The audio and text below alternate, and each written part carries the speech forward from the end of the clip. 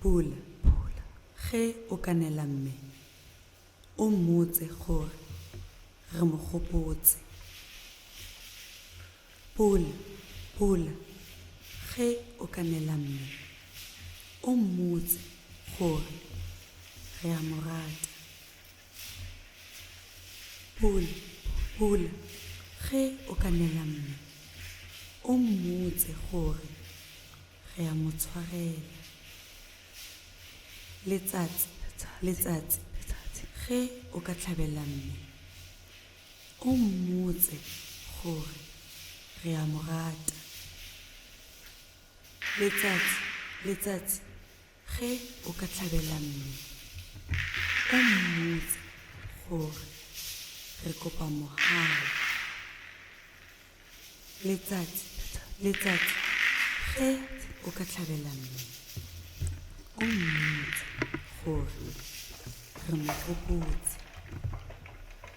Phefo, ge o ka fokela mme, o mmotse gore re a mo rata. Phefo, ge o ka fokela mme, o mmotse gore re a mo tshwarela. Phefo, ge o ka fokela mme, o mmotse gore re sa mo gopola. Lefatshe, ge o ka tikologela mme, o mmotse gore re sa mo letile. Lefatshe, ge o ka tikologela mme, o mmotse gore re mo tshwaretse. Lefatshe, ge o ka tikologela mme, o mmotse gore re sa mo rata. Turn and return. Stolen lands. Turn and return. Stolen labor. Turn and return. Stolen futures. Turn and return. Stolen. Turn and return. Turn and return. Turn and return. They say there was a time monsters ruled the earth. Turn and return. They say they were great and trampled on everything good. Turn and return. They say they ate children and locked them in cages. Turn and return. Worked your fathers on the lands. Turn and return. They say there was a time when monsters ruled the earth. Turn and return. They shot your daughters and your sisters too. Turn and return. They say there was a time when monsters ruled the lands. Turn and return. Stolen land. Turn and return. Stolen labor. Turn and return. Stolen futures. Turn and return. Stolen. My children, monsters walk the earth. Turn and return. Turn and return. My children, monsters rule the earth. Turn and return. Turn and return. Turn and return. Take.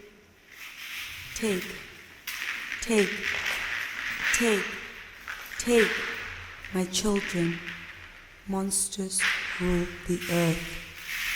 Take.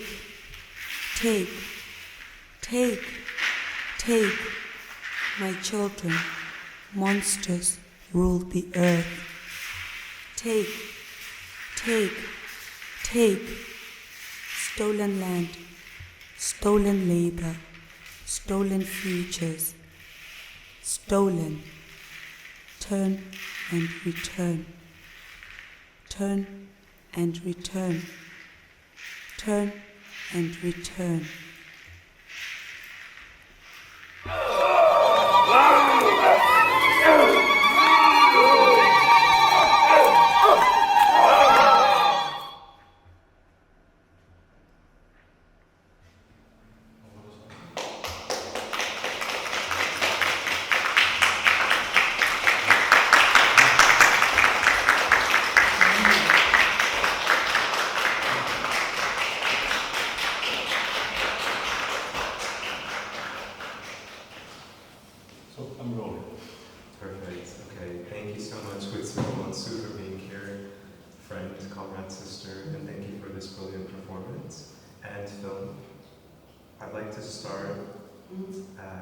Our conversation by asking a question from our colleague and friend Cowrie Berlin. I'd like you to please describe how you're feeling right now as a pattern of weather. So as Clementine would say, how is your weather? Sunny with a slight chance of rain. Slight chance of rain. The next question that I would like to ask you is very much in alignment with something that Grada Kilomba says, that we are here to situate ourselves in our own discourse. And I think sometimes when we are invited to speak about decolonization, it can sometimes center whiteness. But as Grada also says, there is no neutral or objective room, no neutral perspective. Each person comes from their own biography. So I would like to ask you today to please situate yourself, as Grada says, we're here to situate ourselves via dates, locales, and maybe names of ancestors that are important to you.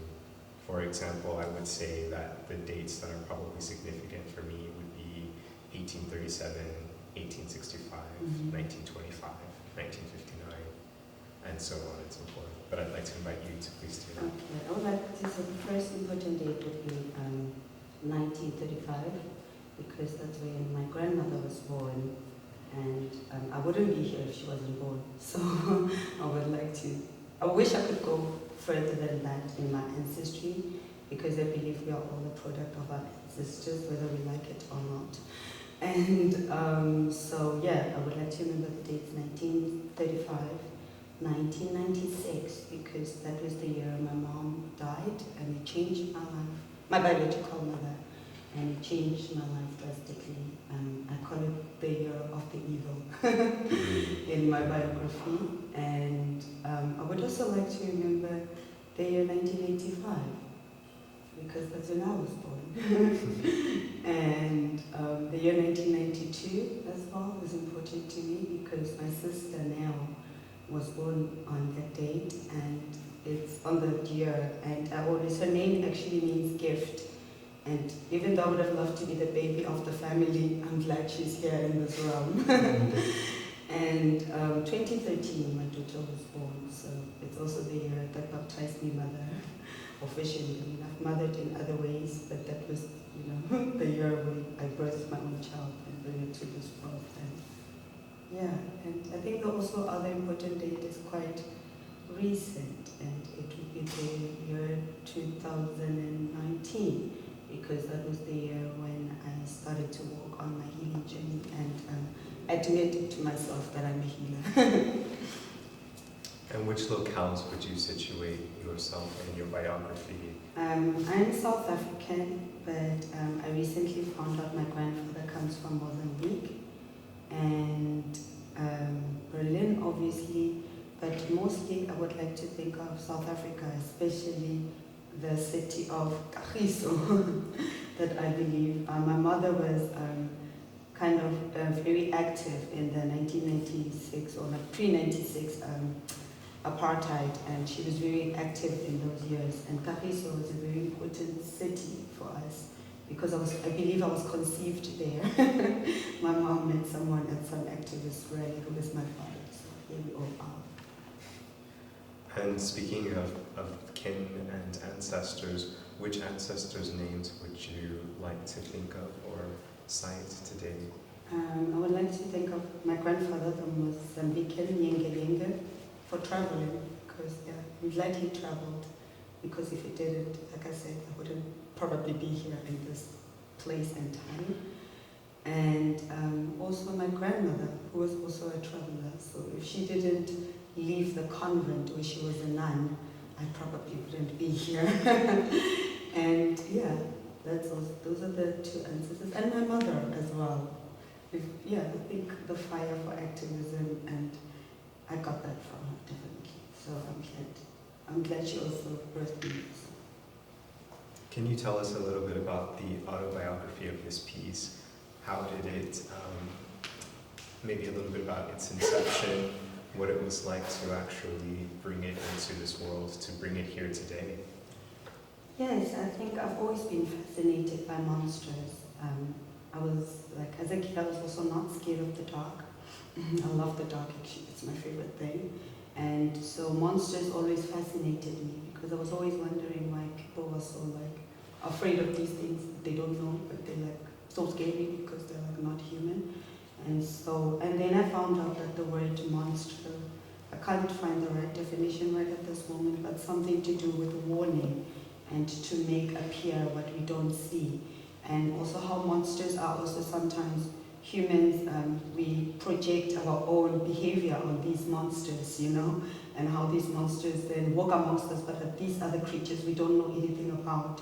And so that was like fascinating for me. And then of course also the Kunguns of West Africa, who also use monstrosity to kind of bring forward like kind of society's ills in a sense. And yeah, because like when somebody murders someone, we usually say, oh, they're such a monster. And in my head, I'm like, no, they're human beings. They are human beings, because it's like this kind of separation we do, whether intentionally, subconsciously. And we do it in order to separate ourselves from our own kind of actions. And so the piece started from there. And also because I've always been fascinated with masks. And actually I started making this mask in a very, I think during quarantine, me and my daughter started a paper mache project, which we didn't finish. And the balloons were sitting on my window for a while, and I looked at them every day. And then I didn't know what to do with this thing. And then one day we were like, okay, let's make something out of it. And so I made a mask out of it. But I didn't actually know of this. So I didn't know this mask would be used for this. I just kept it there for a little while. And then this project came up, and I didn't know also how to approach the subject matter, because it was very broad and very wide, and I could go anywhere with it. So I think then I started, my fascination with monsters returned, and then I thought about that as well. And also how, I could say black kind of culture has been monstrosized or turned into other, and that also was a big reason why I wanted to do that. You have a very interdisciplinary practice. You're a performer, you're a poet, you're a writer, you're a filmmaker. How does this piece have maybe a call and response relationship with other works that you've done? I don't think it's even a call and response. I think all the fingers are in the pie, literally, because I had to write. I wrote, actually, the writing came later with this specific piece, because usually I'm a writer first before anything. I'm a poet, not just any writer, sorry, other writers, but poetry is like my love, and there's a difference, because poets, we are lovers. We don't like the facts too much. And that's also it. And also one of the reasons was also like black people are always living within the margins of, we are reckoning with black death, we are reckoning with black joy, we are reckoning with so many layers of ourselves in one place. And one thing that saddened me, or not even saddened, it still does. I remember my friend asking me, please give me a book that only talks about black joy. And I could not find a single, not a single, but just like a black joy book. I couldn't find a book we read for leisure, where I found that every book written for us, or everything written, even by us, sometimes touches a lot on trauma, which is, expected because we are alive. But also I wanted to kind of, I don't know, I wanted to become comforter, which is why I'm also a poet, where the facts are there, but also because, like you say, we don't have a neutral position, but I wanted us to come to places of, I don't know, healing and contending and reckoning with our own thriving almost.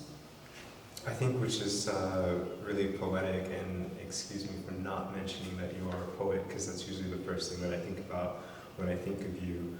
Can you talk about the poetic journey of becoming a healer?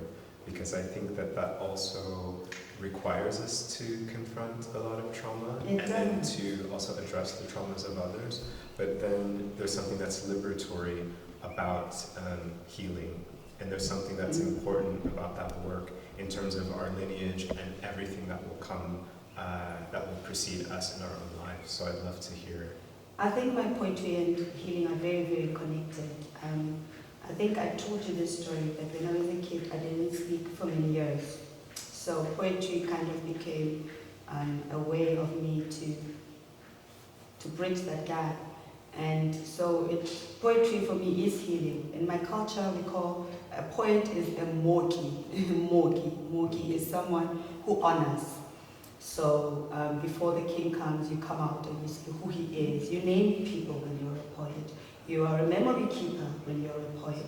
You come to speak for the dead when you're a poet in my tradition. So poetry and healing are quite connected because, like for example, when I was a teenager, my grandmother, which I did not like, when she found out I loved speaking out loud and writing poetry, whenever somebody in my family died, she would always ask me to write something powerful about their lives. And then I would always have to contend with this and reckon with their living spirits. And so poetry in my tradition is also it's healing. Poetry is healing. There's something that you said earlier about how we ascribe, as human beings, we ascribe characteristics to monsters that are actually very human characteristics. Can you speak a little bit more about that? Yes, I think so.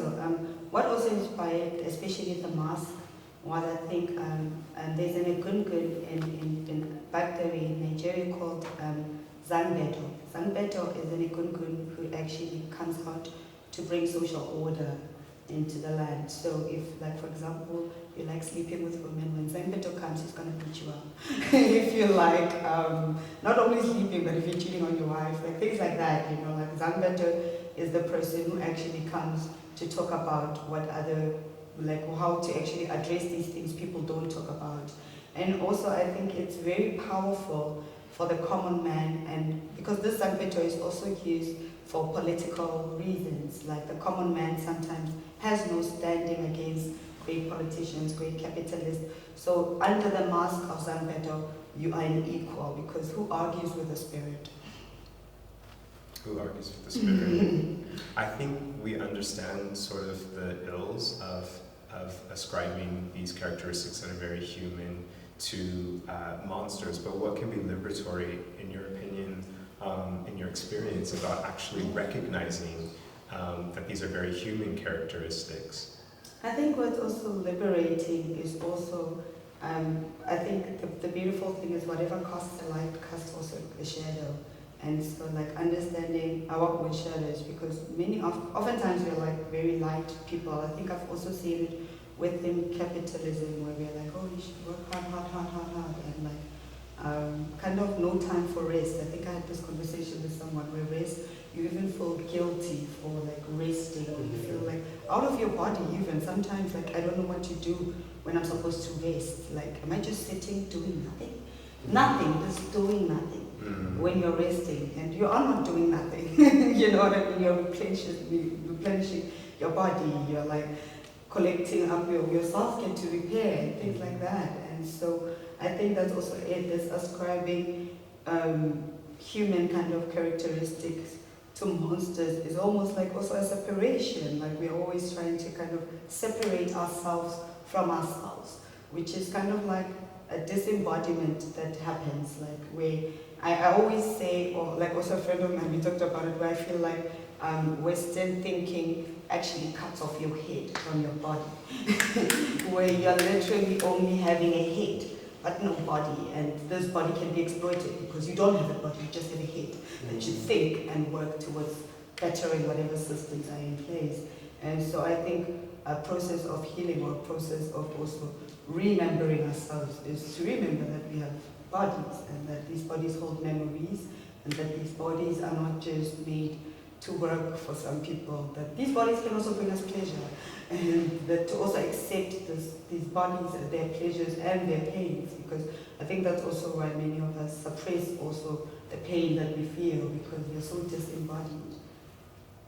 I think the rest is also an important part of that you mentioned, that maybe during the time when monsters ruled the land, I wonder how much we got to have pleasure, how much we got to process pain and trauma, but also how much we got to rest. As opposed to now. Because I think especially as Black people living in racist, colonialist, imperialist societies and spheres, how we rest is also very much problematized. It is, and also now, especially with and also like self-care is important, but also the commodification of every attempt to actually live outside of this bubble is what fascinates me the most. Like people suffering from capitalism decide to take self-care. Capitalism is like, how can we turn this into an industry? So this constant commodification of how you're trying to even heal yourself, and like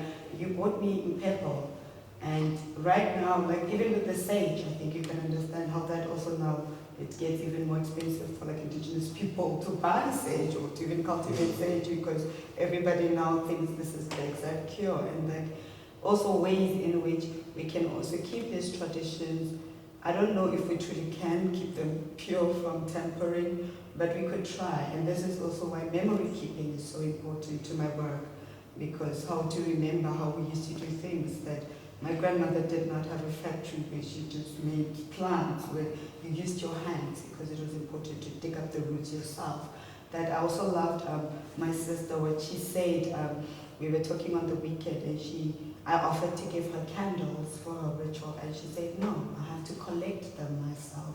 And this picking of your own sage instead of like, going on Amazon and like buying a bunch, and like this kind of approach of like how we can approach our own healings and keep our own memories. I think that speaks very much to the tasks that we have, our everyday tasks, our spiritual tasks, living in the societies that we live in, living in cities, having to do this work, and how I think the distance from that is also, for many of us, very colonial. The land that can be ours, like take the land back, that you kept saying, take. I was able, through your piece, to enter into thinking about the practice of taking in a very different way, because so much is stolen. Like we are here in this very beautiful place in a very rich country that also has a very violent colonial history, and I think about my ancestors, and that I could be living on, these indigenous lands. I could be eating the food, I could be growing things, we could be collecting things. And now in 2021, during a pandemic, we are in cities where we are so disconnected, and the take is a product of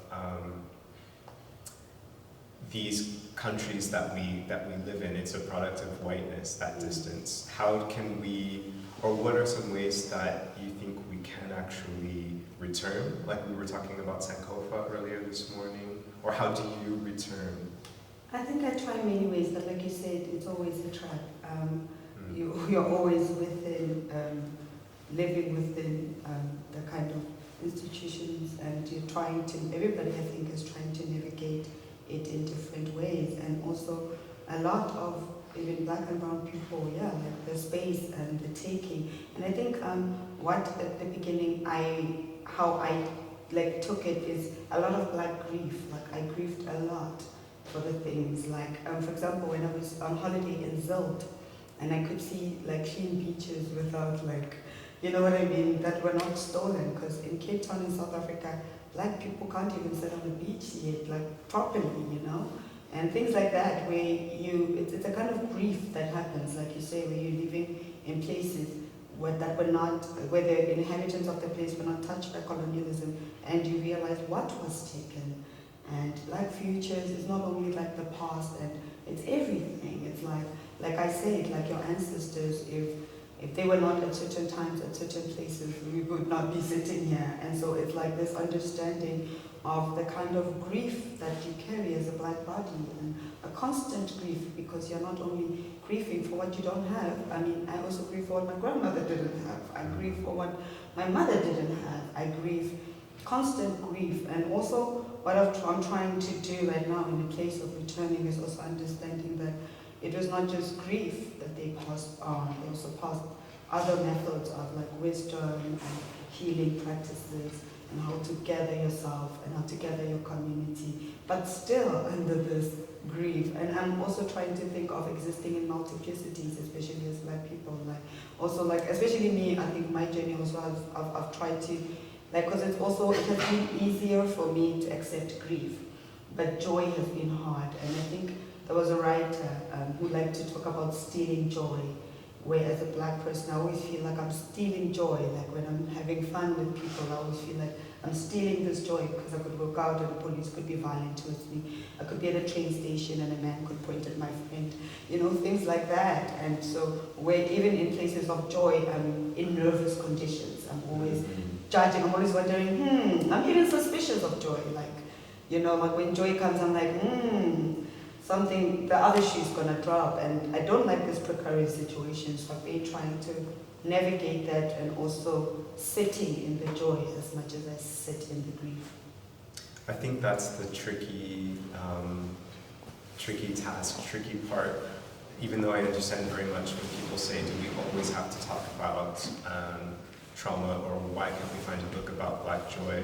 On the one hand, I feel like I always understand where they're coming from, and at the same time, it's a constant precarious situation, and there's something that sort of feels almost timeless about it.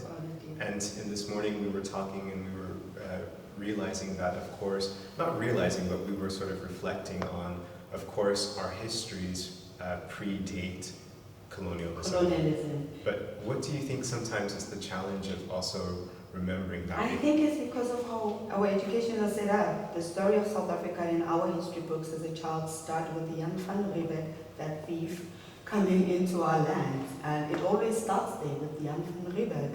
And there was a South Africa before young Van Riebeck came on our shores. And so that's also what it has always been. Like, I think it's intentional erasure, of course. And also, I'm also aware that we are in constant states of digging for our pasts because of this intentional erasure. We are in constant digging. You piece up one fact, you think you piece up my grandmother's father, this man from Mozambique, who I try to remember today, the records of him is oral.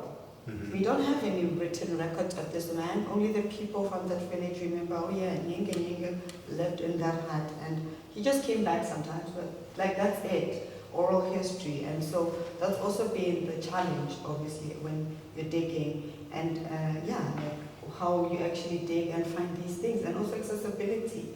I mean, with the genealogy test, finding home, turning and returning is not easy. And also, what do we return to? Because we have still no lands, some of us, we still have no, where do we? So it's also, like you said, a very precarious situation, and that we are always in. But as a poet, I'm hopeful. I think that's beautiful for me to hear in terms of our own relationship. Not so much that you're hopeful, but I think you were one of the first people that introduced this concept of toxic positivity as well. So I think the hope part is something that inspires me, and also makes me think, where can I find hope? Where can we find hope? I wanted to go back to thinking about monsters, thinking about land, thinking about where we can return to, and the title of this, Curating Invisibilities. We were also having a discussion where we were talking about how visible we are, and we have been. Our practices, our traditions, and our histories. Yeah, and even considering that the global majority is black. And so this constant also erasure of like, this, not even erasure, but a minimization almost of who we are, where we come from. And so this returning is also based on that mostly.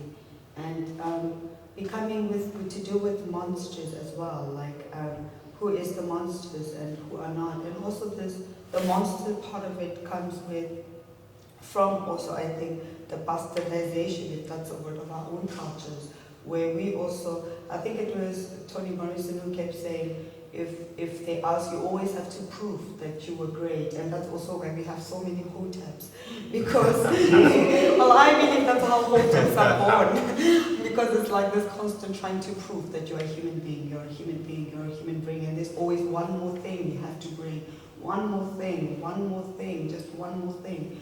And trying to find places where we can kind of sit together and try to remember ourselves, and also understand that if like the diaspora, and even as a first immigrant from my family, to be a person who migrates to other places or travels to other places, realizing what I've come to realize is there was so much not a separation in who we all think we are, especially people in the diaspora, African people, and the constant divisions that happen over things. And that's also what I've been thinking a lot about. Like, how do we also form, because I believe like all families begin with strangers, and that's something I always say, like all families begin with strangers. And so like even how to find other senses of family, like how I call you my brother, even though there's no blood that we know of, that runs, and things like that. And also, this kind of sisterhood, brotherhood, knowing another, like without even knowing them, but knowing of each other and understanding. And I think that's where I've been trying to like collect these pieces of hope, like in my own community and in the people who are also trying to move to places to thrive within their own communities. It reminds me of a conversation with another sister of mine, Daisy Nunes, and she talks about how important our relationships are as migrants, our friendships, and how certain friendships, certain relationships, that person is your family. They are. Yeah. Like I moved here, I'm the first person in my immediate family to move to this country, and I birthed a daughter here. And I mean, I have a sister, a Jamaican sister who's a daughter the same age as my daughter. And what fascinates me is how we're raising our children. Like, she's my child's auntie. My daughter knows her as auntie. And these kinds of relationships. And also, that's also very far removed from white supremacy, because my neighbor who's known me for 8 years would never even look at my kid. So things like that, where the commonalities, like of how we also, the values of how we also raise children, or how we live together. And just finding each other, I find it very kind of almost inspiring that all like strangers in the diaspora are trying to like survive with each other. And it always brings me back to like the slave ships, where our fathers, our grandmothers, everybody who was part of that, how they also had to start new families with each other on some plantations, because they were not sold together and all of that. And so how also our sense of family is based on that, on this coming together against odds. I would like to take a beat and a moment to breathe, and maybe invite you to share a part of the novel that you're working on, because I feel like it very much ties into what you presented to all of us today. Awesome. So I'm going to be reading from Nehanda the Beautiful Ones. And I started writing it a long time ago in the 1400s in Southeast Africa. There was a kingdom called Mutaba, and it's very real. And there was a king they called Mutota. And so I tried to fantastically, like speculative fiction, fill out the gaps of his life. And so I'm going to read from the passage where he dies, and this is the reflections of his son. When the elephant falls, where do the mice of the fields hide? When the elephant falls, where do the mice of the fields hide? They clap their hands and beat whatever they had on hand. A horn with a rock, a slap on the thighs, and some wept as they sang. He sat apart from them, listening to their song, and looking for the sounds of hooves on stone. It had been many suns when he was a child, and had stood in this very spot, awaiting the sound of hooves. He could always at this moment feel his father's eyes on him as he awaited to embrace Nyamita, who was also called Nehanda, and who was the sun that rose for him every morning. It was the love of Nyamita that had made Mutota see him in his fullness. He had grown next to the shadow of Nyamita, and it had shielded him from the sharp rays of their mother's wrath, and it was under it he was nevertheless just there. He loved her, that was true, and he held this love to the light. This holding of his love for Nyamita brought those around them shame, and many construed this love and shaped it according to their own understanding. But he needed to give no rhyme or reason for it. It just was. It was at this moment when a horn was placed under his nose. He could smell the fermentation of marula wine, that he could immediately see in the stage of his mind Mutota's hand as he wiped his mouth with a smirk. He took the wine and looked up. It was one of the warriors. He was thin, and his color almost reddish, that it tinted his hair red too. He smiled, and some of his teeth were dark brown, insinuating someone who spent too much time chewing sugarcane. Here, Mutota loved marula wine, and everyone gathered here must drink to his honor. Did you love Mutota? He took the horn and drank without answering the red-tinted warrior with sugarcane teeth. The warrior laughed, bearing his own brown-toothed smile, and took off, back to the beating of thighs and horns. He sat there, watching the road. The sun had left a casting darkness onto Mutapa, and he waited amidst the laughing warriors, and the feast for a dead came. The drums sounded, and he kept watch for Nyamita, whose ear he always wanted.